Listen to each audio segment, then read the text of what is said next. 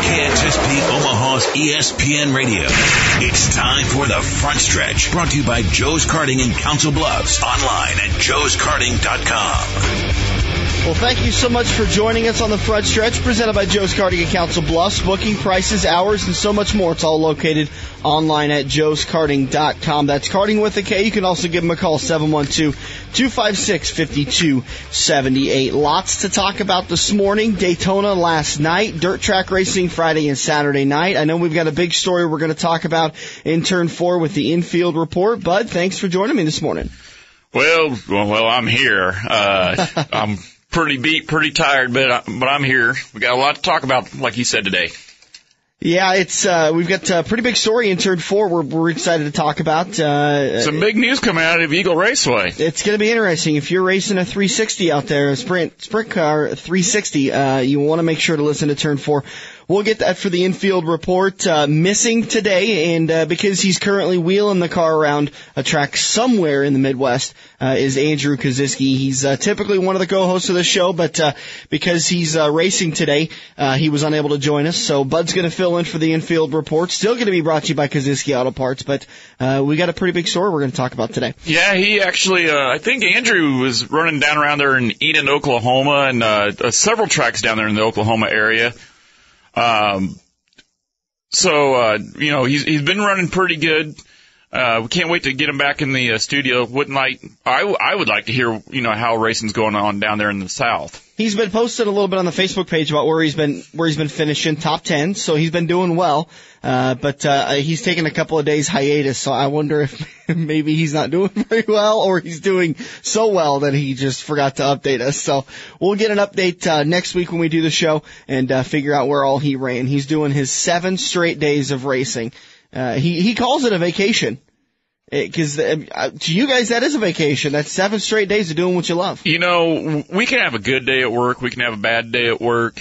When we sit down inside our cars, it could be 110. I mean, it's been really high here the last 2 weeks. You get inside one of these cars and it all goes away. It's really, really comfortable. And when you're in the zone, I mean, there's no other place you'd like to be. Right. And in Turn 3, we're going to continue our local dirt driver interview segment as we've done for several months now, talking with Justin Zeitner, driver of the Z62, races out of I-80. I believe he's the current SLMR points leader. Yep. So we'll talk with him about his series, how he's doing, how his season's doing, maybe if he's looking to bump up a class, the typical things we like to find out from the local dirt track drivers in this area.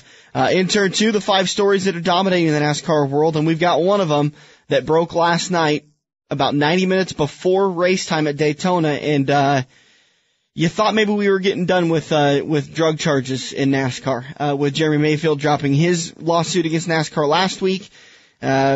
Very unfortunate circumstance, but we'll talk about that in Turn 2, and then Turn 1 we'll break down all of Daytona. But before we get to all of that, this is Turn 1, and it's brought to you by the Auto Connection in Lincoln, 21st and P Street. Triple-digit temperatures. I've been talking about it for months. They're just around the corner. Well, just around the corner. They were here, and it was hell.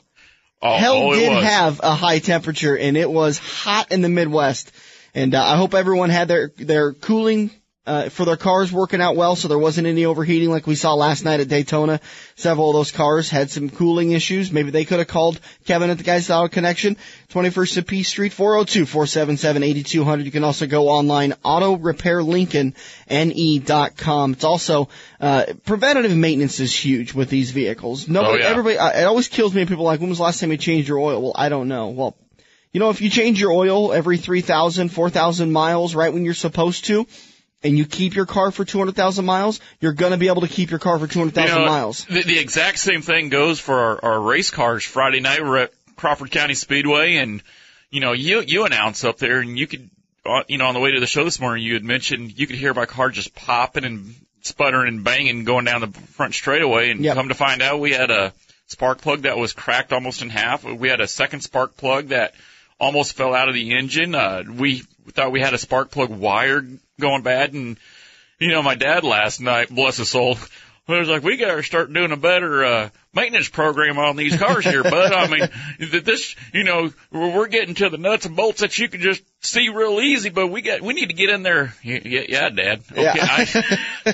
Yeah. That reminds me, I need to talk to you about turn 4. We want to find out how your Prowler's coming along. But let's say that for turn 4, because we got to get into we got to get turn 1 moving, and we got to get the show on the way, so we don't get any delays. But Daytona last night, as typical for a super speedway, for the majority of the race, the drivers stayed calm. They took care of their equipment. They tucked in line. You saw just a lot of green flag racing, and then the big one happened about 4 different times. I'm looking at the sheet. I'm looking at 4 different big ones. And this isn't even, they say that it doesn't even begin to list the cars that were involved in accidents. Bobby Labonte, Jeff Gordon, Paul Menard, Dale Earnhardt Jr., Martin Truex was involved in an accident. Greg Biffle was involved. Kevin Harvick, Kyle Busch was involved in 2 accidents. Denny Hamlin, Juan Pablo Montoya, Trevor Bayne. I could go on and on and on. There were so many cars, and I couldn't get an accurate count last night when I watched them cross the start-finish line as how many cars finished, but my estimate was about 20 actually finished running the race because there were so many accidents. And even then, they were wrecking as they were crossing the start-finish line. So yeah, it's really, a lot. I'm sorry, I got that confused. They were wrecking across the start-finish line in the nationwide race. Not NASCAR. So or in the Cup Series. in the Cup Series, you have a lot of kids and you have some fans that, when you have the big one happen, or, you got 1 or 2 cars that go out, or maybe unfortunately one flips, it's exciting. It brings drama to the race, but nobody, I don't care who you are, nobody, really likes to see half the field finish. I mean, that's, especially when you have 20, 25 cars on the lead lap or whatever. At a track like Daytona, seeing 20, 25 cars is like walking outside into your great big old massive driveway and seeing 3 army ants walk around. I mean, you got such a big track, few cars, and it doesn't make for very fun racing. Here's the thing. I've never been a big fan of Daytona and Talladega. They get all this hype, and and I apologize if I'm making anybody mad by this statement, but it's all because of the speed, because they typically run right up there at 200 miles an hour.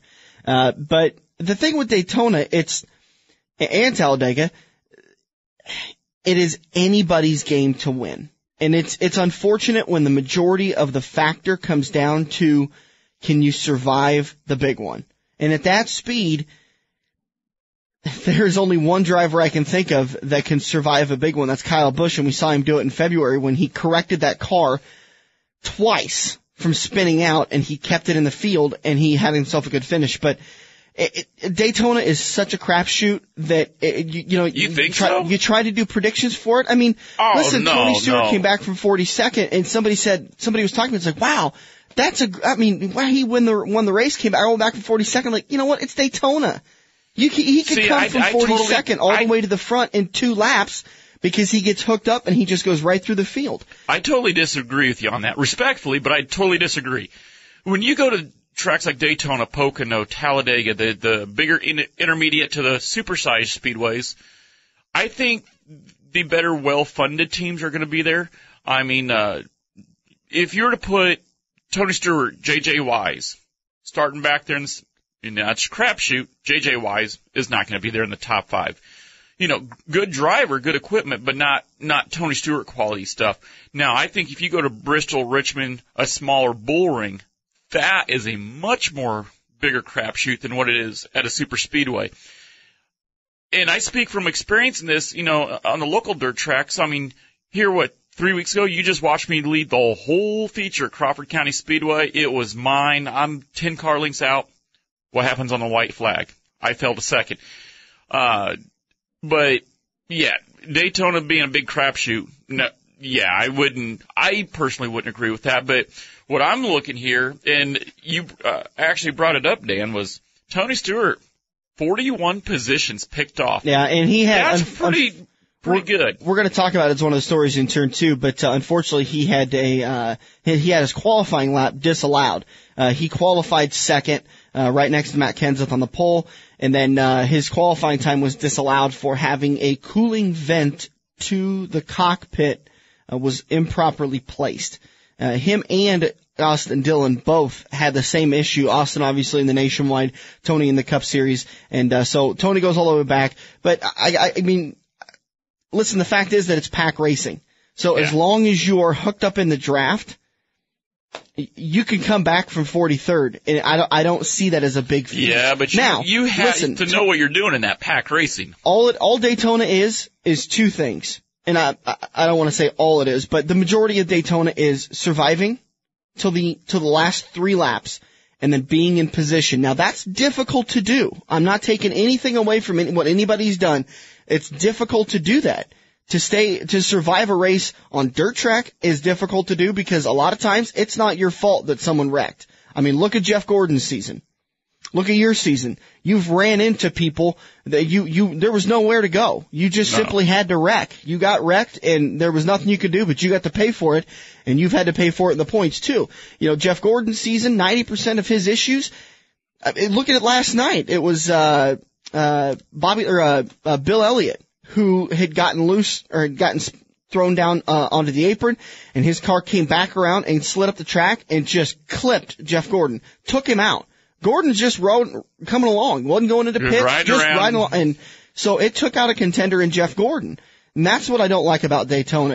I love Bristol, I love these short tracks, I love the speedways, the mile and a halves, because there's more talent involved in it, and you're still going to get taken out at those tracks. That just happens. That's NASCAR. Yep. But I really didn't like. I'm not a big fan of Daytona until I heard somebody last night on Sirius Radio as I'm driving home from the races, or as I'm driving home last night after the race, listening to them, and they said, you know what? There's 4 Restrictor Cup races per season, 2 at Talladega, 2 at Daytona, and just like road courses, this is restrictor plate racing. You know it when you walk into it. So this is restrictor plate racing, and that kind of opened up and said, okay, you know what? That's a great point. I understand that. This is the thing about the NASCAR circuit is that you have to be good not only on speedways, you have to be good on short tracks, you have to be good on super speedways, and you have to be good on road courses. So, okay, I'm fine with the way Daytona is now, because that's just the way it is.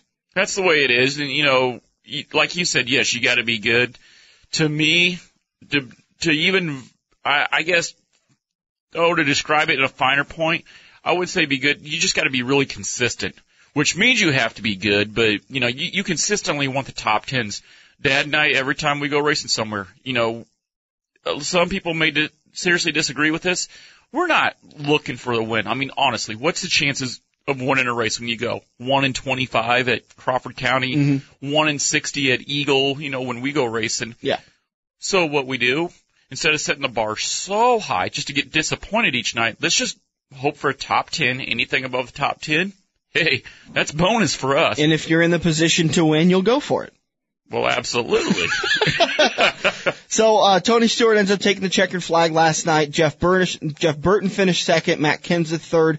Joey Logano, Ryan Newman rounds out the top 5, which, oh, by the way, because Ryan Newman finished in the top 10, it's free Bloomin' Monday at Outback Steakhouse. I'm hearing I got the email from NASCAR this morning that you get your free Bloomin' Onion coming on Monday morning. Restrictions do apply, by the way, so, as always. Carl Edwards finally got himself a good finish. Casey Kane, Brad Keselowski finishes 8th. Michael Waltrip finishes 9th, and Bobby Labonte rounds out your top 10. So, a couple of names up there, and I tell you what, I was pulling so hard for Bill Elliott. I wanted to see Awesome Bill from Dawsonville. I was just getting ready to say that. Oh, I wanted to see him do good so bad, but unfortunately, he got taken out in one of the accidents, so, hopefully we could see him come back and do more racing. You know, as I'm looking at, you know, good old Awesome Bill here, I'm looking at, you know, his sponsor on his car, Walmart. Yeah, that's interesting that Walmart doesn't have a bigger presence in the circuit. Yeah, I've they don't always sponsor a race, they don't sponsor a team, they don't sponsor an organization, and they don't do anything with NASCAR. And let's face it, that's a big chunk of the NASCAR community that goes to Walmart. Oh, that is a huge sponsor that could actually be really Walmart could come in and even take an elder statesman of the NASCAR world like Bill Elliott. Walmart's got enough financial backing behind them. They could easily make this guy a top 5, top 10 in points every year. I mean, this is So when I saw that Walmart Chevrolet, I had to reread that 3 times. So Tony Stewart wins, gets his 47th career victory, moving him to 14th all-time, 3rd this season, and like him and Brad Keselowski are basically locked in for the chase. If the chase were to start tomorrow, they would be 1-2. And I believe Tony would be marked as the leader in the point series because he's higher right now. So 3 wins for those guys. They're basically locked in. Maybe we'll see some different strategy out of them. Who knows? Only time will tell. We'll be back in just a little bit. This is the front stretch presented by Joe's Karting on AM 590, Omaha's ESPN Radio.